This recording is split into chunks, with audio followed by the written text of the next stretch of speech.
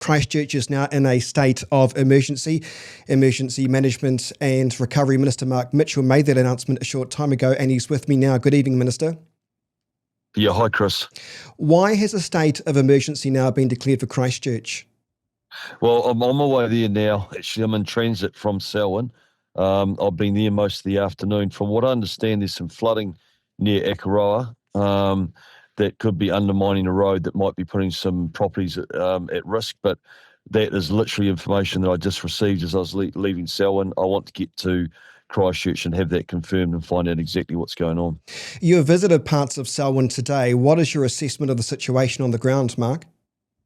Yeah, they've done a great job. Obviously, there's a lot of surface flooding. There's a lot of water there, but they're used to that. They're outstanding. They're actually very, very well organised. They've got good leadership there. They made decisions early, which is critical. So they're handling it very well. What additional powers or resources can you deploy as Minister to assist the regions if the situation worsens? I can provide some immediate financial support through the Mayoral Disaster Fund, or the Mayoral Support Fund. And of course, we've got central government agencies there. Our Minister of Police as well. Both police, FENS, and St John's are doing an outstanding job. We've got lots of other levers in terms of relief, rural relief, or anything else that may have sort of crop up, or that we need to assist with. Really important for me, I find, to get on the ground, start to get an idea of what there is going to be involved in the recovery as well, and get an idea of what sort of support is going to be required from central government. Minister, when did you make the decision to travel to Canterbury, and what actually prompted that? Was it the state of emergency?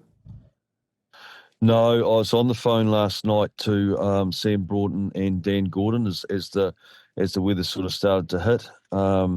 They were sort of giving me updates, and obviously it was too late for me to get down last night, but I had decided that I would come down today and get on the ground. Obviously at about 6 o'clock this morning, Selwyn put themselves into a local state of emergency, which just reinforced that decision for me.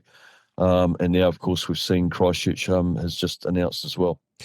Is there any concern about infrastructure resilience, particularly in low-lying or flood-prone areas in Greater Christchurch, or is that why the Mayor has declared the state of emergency in the first place?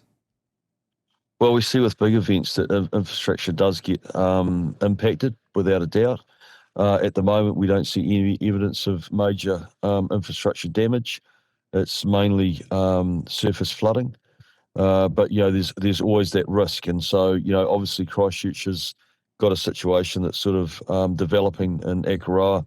I want to get there so I can get a brief and sort of understand exactly what's going on and what's happening there. Are you anticipating any more emergency declarations in other parts of the country? Those are always local decisions. At this stage, no. Waimakariri feels like that they're not in a situation where they have to declare. Like I said, they were outstanding too. They stood up their emergency operations centre early. They've been very proactive, which really helps in terms of managing the response and the recovery.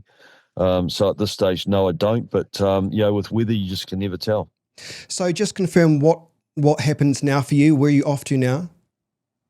So I'm heading now into the Emergency Operations Centre in Christchurch, where I'll get a full update briefing in terms of what's happening. Well, I appreciate your time. Emergency Management and Recovery Minister Mark Mitchell, thanks so much for your time.